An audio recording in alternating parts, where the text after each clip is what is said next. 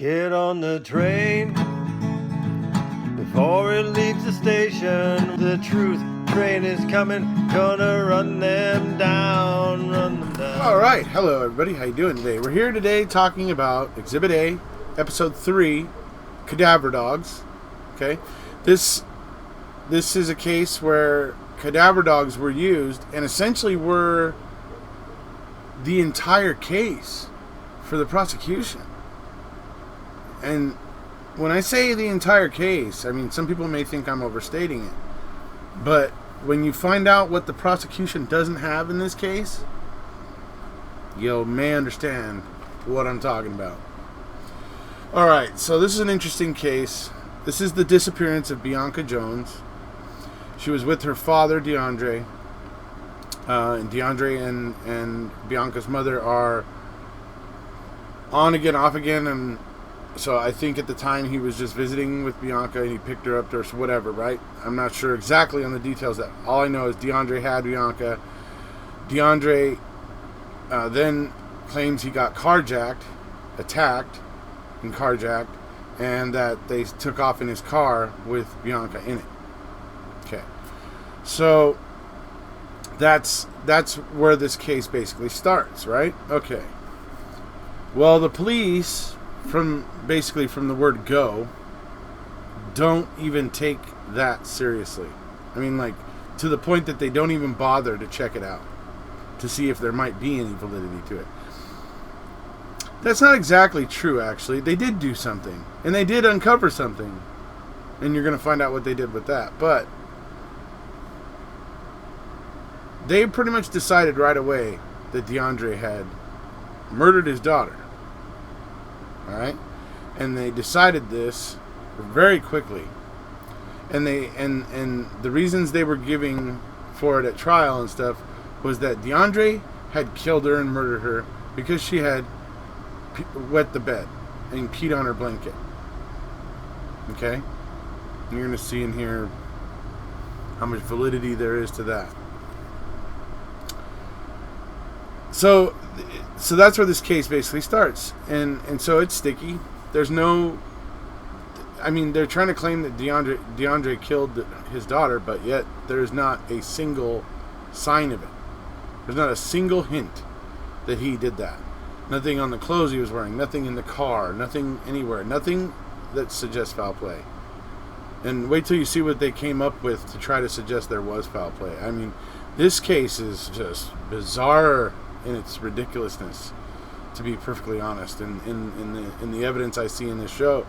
But as always, these things always require a little deeper look to look at the evidence against, right, and that sort of stuff. But there's one thing I do agree with, is that the way that the cadaver dog was used in this case should not be allowed.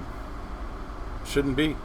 And you're going to hear a lot of people talking about it throughout this little presentation I'm making here. And it comes down to the fact that essentially it's pretty well accepted, except in this case, that cadaver dogs are only... the cadaver dog evidence is only useful when you actually have a body. Yeah, you heard me just say that. I just said that. So, this case is pretty tragic. Bianca's mother, it breaks my heart, because she's had to sit here and endure all this crap that happens. She watches them railroad her, the father of her child, into prison, all the while belittling her and making her feel like a dumb, stupid idiot or whatever, because she won't accept that her child's dead. How do they know? How do they know? They don't. And that's why they brought 2 cadaver dogs over from England. And then these cadaver dogs barked when they were near her car seat. And you're going to see some stuff about the car seat in this little presentation too.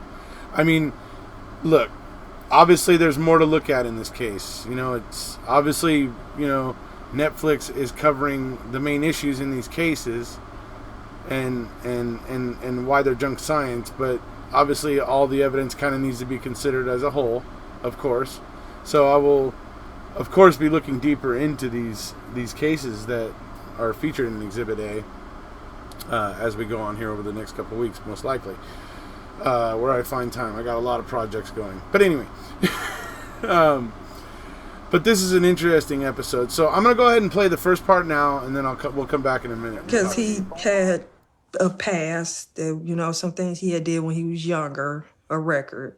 It made it much easier to paint him as a bad guy that would do bad things.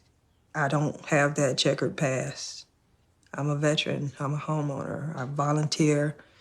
I'm a Girl Scout. God damn it. You can't go to court and paint me as a bad, bad person that does bad, bad things. I bake.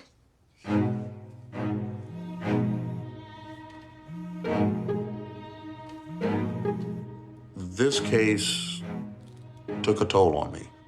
Terry Johnson? It gave me a different view of the criminal justice system. Yeah, sure. I'm in the middle of an interview. I'm almost done, and as soon as I wrap up, I'll be right to you. Even to this day, it bothers me. It pretty much told me that if they really want you, they're going to get you. DeAndre Lane does not have a record of violence or abuse or anything along those lines. But once they being the Detroit police, ran his record, I think they made a lot of assumptions at that point. One of the very first things that Detroit police did during the course of that morning, they shut down garbage pickup on that side of town. If you're looking for a live person, why would you shut down garbage pickup? Simply because they'd already made a decision that Mr. Lane was guilty and this child was dead. They used record retrieval methods, basically to show he got a call here, it ended here, and these are things that Mr. Lane completely told the police, yes, this is where I was, this is where I drove. But they tried to use that to say he killed this child and then drove by an incinerator plant and disposed of the body. This is some of the craziness that they were putting out there.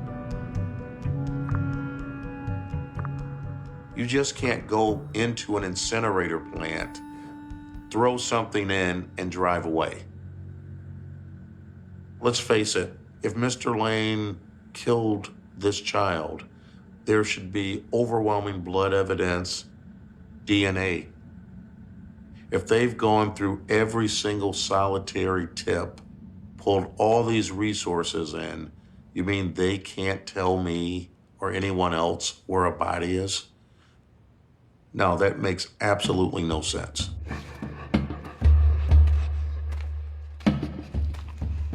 They decided we're gonna do what we need to do to build a case up to put Mr. Lane behind bars and keep him there.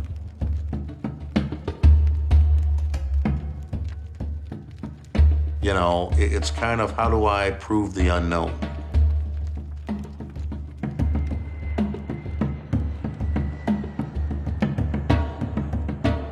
Someone made a decision to fly 2 dogs in from England.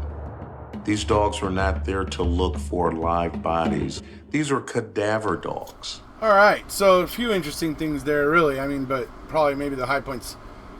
Cutting off trash disposal, like, immediately. Like, before they ever started even to try to look for Bianca. Like, they just, like, immediately jumped to, he did it. They cut off, they stopped trash disposal. That's so that trash can be gone through, because they're thinking he's put her body in a trash somewhere, maybe, or something, right? Okay, so they do that. But they never look for a live body. They, like, never do that. They don't ever do that. Why? Why would you not do that? Why? I mean, regardless of anything, why wouldn't you just hope against hope that you could possibly find the girl and try? why jump to the conclusion? So, not necessarily saying that they got it wrong here, but there's issues. And I want to say something to people here. Remember, what is it that our system of justice is? How is it supposed to work again? We have a thing called reasonable doubt. And you are not supposed to convict somebody unless virtually, I mean, pretty much all of your reasonable doubt has been removed. If there's reasonable doubt, and if, as you're going to see in the major pieces of evidence in this case here that are going to show up in this video, if your reasonable doubt is removed about these particular things you're going to see here, I don't know how that could be. I also don't know how you can really have a murder without a body or evidence of a murder, or something, right? There was serious tunnel vision here, and there's so many reasons why. The rookie police officer at the time who believes that she saw Bianca. So there's a lot of interesting twists with this thing. I actually do want to look deeper into this and see what more there is to it. But anyways, let's go ahead and move on to the next part, and we'll come on back. I was told that they were bringing out dogs to help look for my daughter. They never said cadaver dogs to me. They just said that they were bringing dogs out, they were continuing to look for her. Those dogs gave them what they wanted.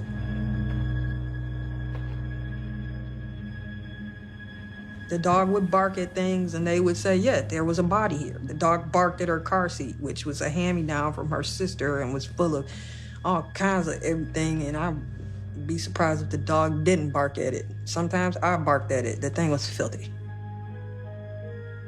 His handler will tell you he barked at the smell of my daughter's corpse, but he cannot produce anything of my daughter to back that up. So what exactly did that dog bark at? And how do we know? I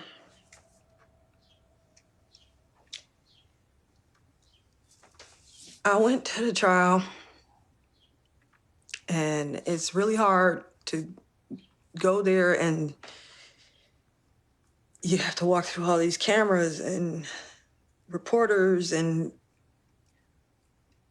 I just didn't want to spend 2 weeks sitting in a room listening to people argue about why my daughter was dead and how she was absolutely dead, and I was a deluded woman that couldn't face facts, and I knew that's not true. I know that what they were saying was not true. I know that their case is not based in any facts, and I just didn't feel like sitting there for 2 weeks and being lied to.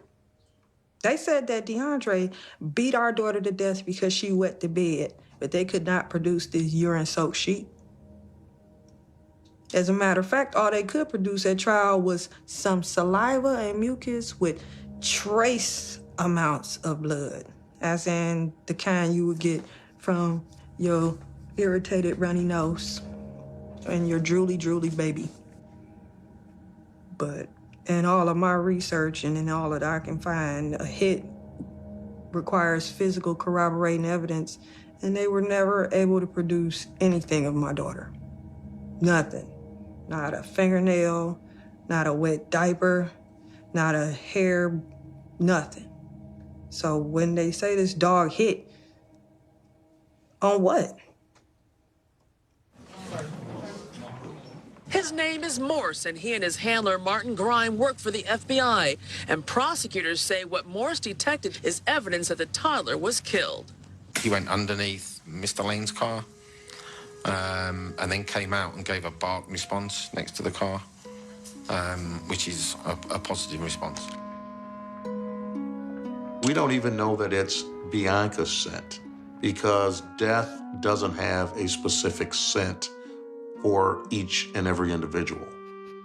For example, if something bad happened to you today, right here, 5 years from now, your scent of death would still be there, and that cadaver dog wouldn't be able to determine your scent of death versus this person, that person, or myself. If in fact that sin of death is transferable, then that sin of death should have also been on his clothes if in fact he removed that body.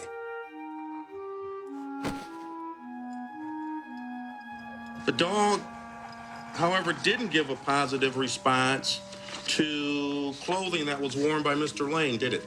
No, sir. One of the things that I've come to learn as it relates to the science of these dogs is that it's only good if there's something behind it. At some point, you've got to find a body in order for this to be proven. People are making the first assumption that Mr. Lane's daughter is dead. There's been no proof of that. There's no body, there's no parts of bodies, there's no fingernails, hair, anything that can support that theory. This is what the dog did. That's their star witness, ladies and gentlemen. During the trial, there was this critical piece of evidence. Mr. Lane, during the course of his interview with the Detroit police, described someone with a ski mask kidnapping Bianca Jones. The Detroit police had a dog.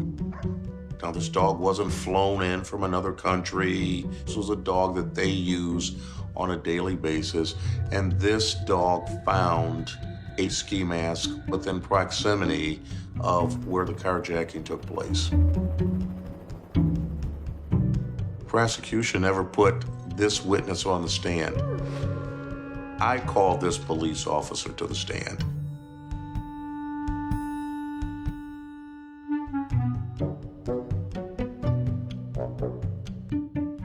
Here's a dog that literally found something and they dismissed it, but you've got a cadaver dog that found nothing and they allowed that information to be brought into court.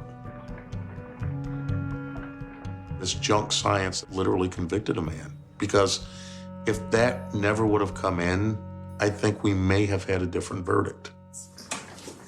State your seat number for the record. Number 14. Madam Foreperson, how do you find the defendant, Dondre Lewis Lane, as the count 1 homicide felony murder as to Bianca Lily Jones or the lesser? Guilty.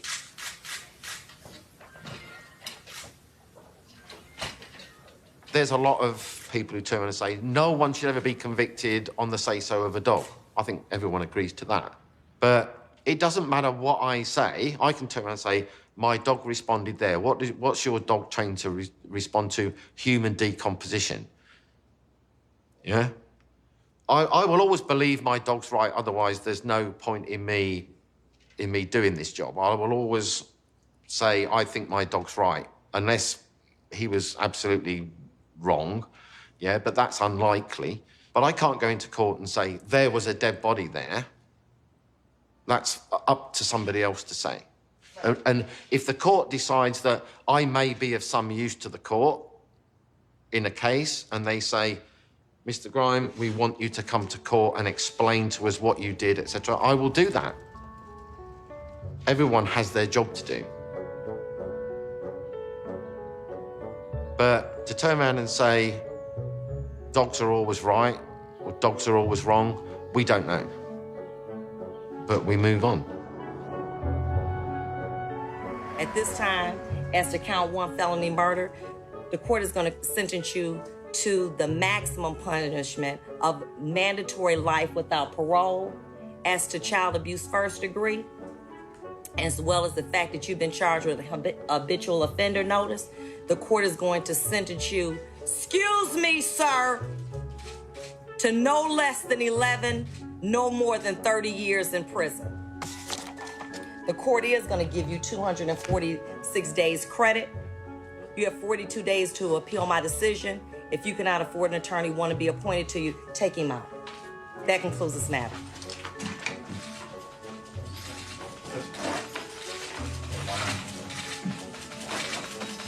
You know you're a liar, Bond.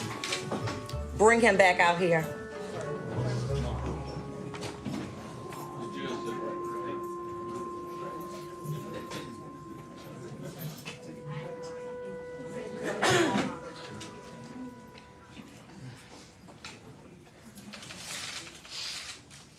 It's a very unfortunate that you made that statement, but I'm only going to attribute it to the fact that you're a person that is suffering very deeply because of what you've done.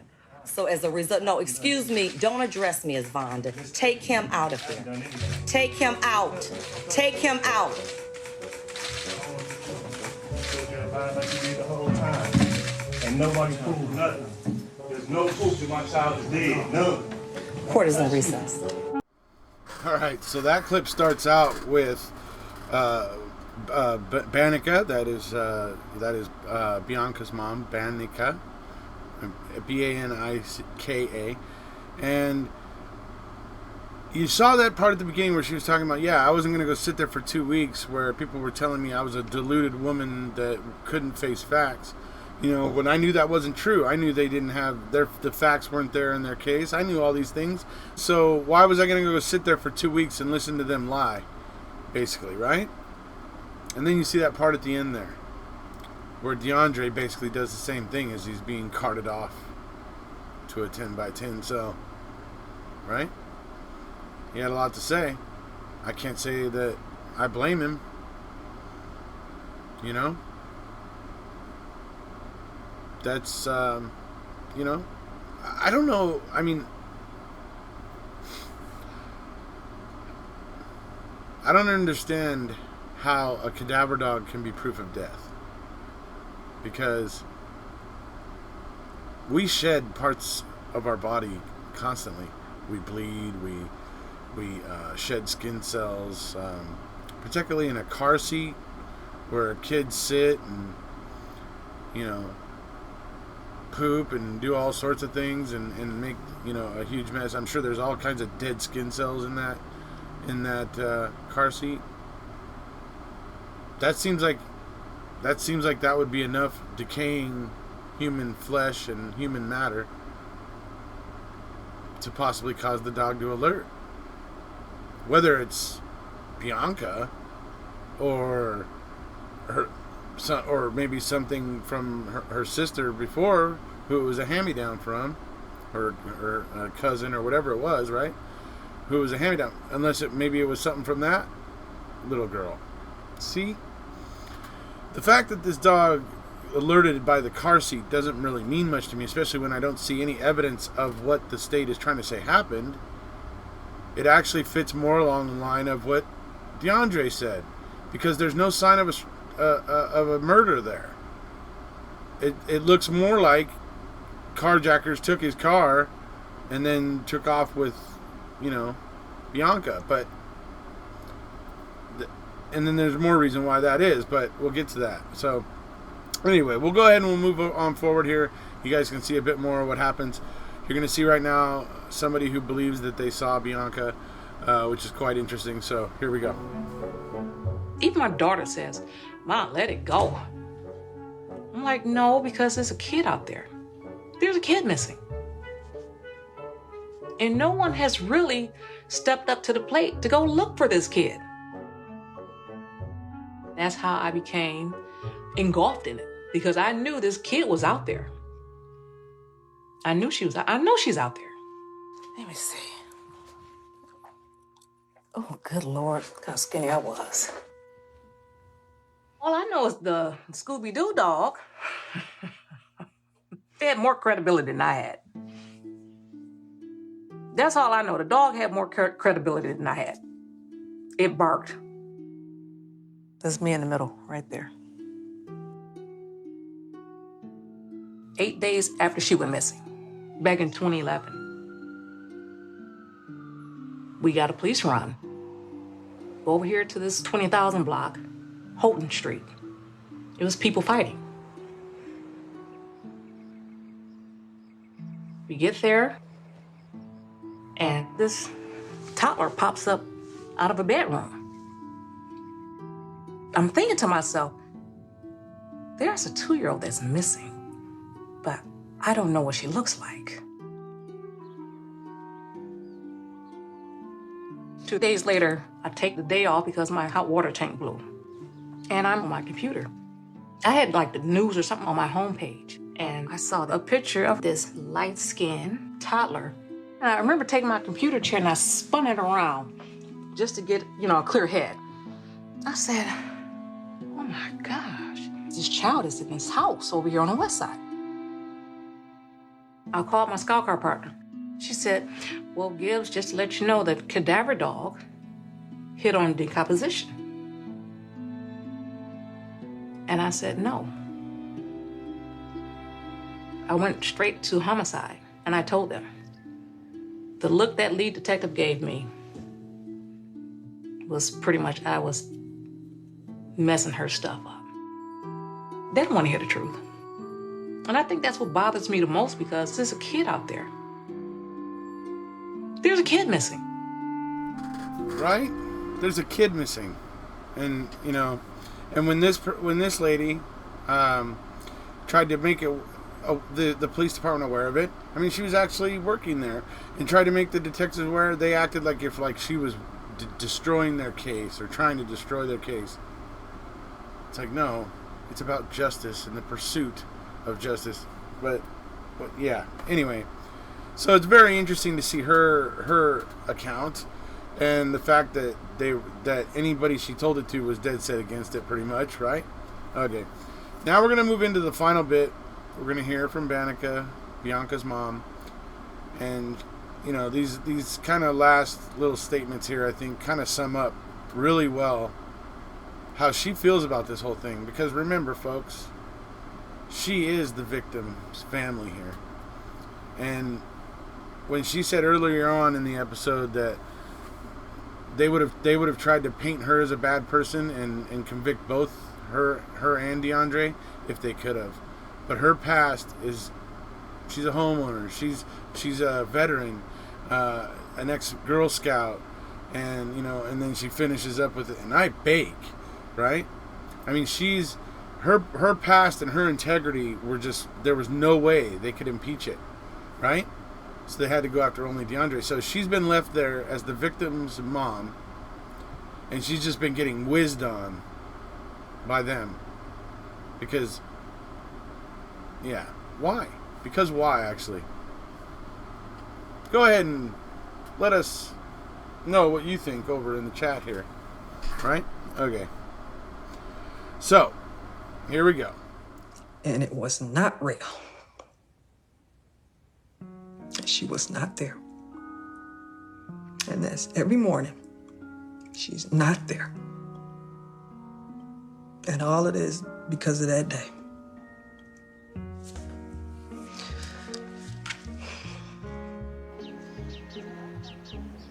And if people ask you, how are you so sure that she's still alive? I can't give up my daughter's life based on a dog barked.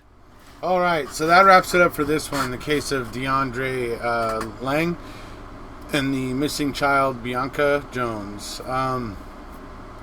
This is a sticky one. Obviously, we all got to look into it a little further. You got to try to consider all the facts. That's why after episode 2 of it with Norma Jean Clark, I actually found a news article that was on the other side of it, that believed that Norma was guilty. And we kind of went through that one to hear the point of view from the other side and stuff like that. So I'll do a follow-up on this one where I'll try to do another kind of aspect like that. Okay, so that's about it for tonight. If you haven't already, please hit subscribe. And we'll see you.